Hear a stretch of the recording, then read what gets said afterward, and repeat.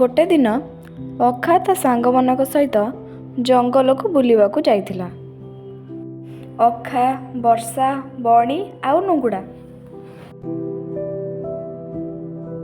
ଗୋଟେ ଛୋଟ ରାସ୍ତାରେ ସମସ୍ତେ ଯାଉଥିବା ସମୟରେ ହଠାତ୍ ନଜର ପଡ଼ିଲା ଅଖାର ଗୋଟେ ଗଛ ଉପରେ ଥିବା ଚଢ଼େଇ ବସା ଉପରେ।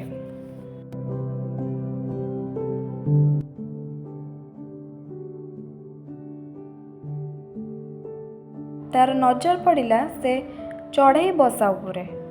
ହଠାତ୍ ଟେକାଟିଏ ସେ ବସା ଉପରକୁ ଫୋପାଡ଼ି ଦେଲା। ସବୁ ସାଙ୍ଗମାନେ ଅଟକି ଅଖାକୁ ଖୋଜିବାକୁ ଲାଗିଲେ। ସମସ୍ତେ ପଛକୁ ପଛକୁ ଗଲେ।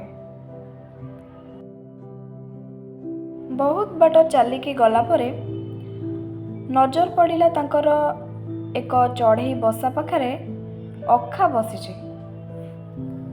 ବସାରୁ ଅଣ୍ଡାଟି ଗଳିଯାଇ ଫାଟି ଯାଇଛି ଏବଂ ତା ମା ବସି ସେଠାରେ କାନ୍ଦୁଥାଏ।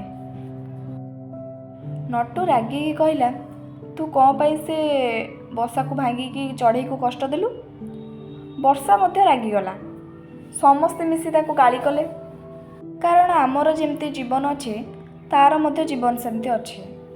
ସମସ୍ତେ ମିଶି ଏକାଠି କୁଟାକୁ ଏକାଠି କରି ତାର ବସାକୁ ପୁଣି ତିଆରି କରିଦେଲେ ଏବଂ ସମସ୍ତେ ଖୁସିରେ ଡେଇଁବାକୁ ଲାଗିଲେ। କେବେ କେଉଁ ଜୀବର ଅନିଷ୍ଟ କରିବା ଉଚିତ ନୁହେଁ।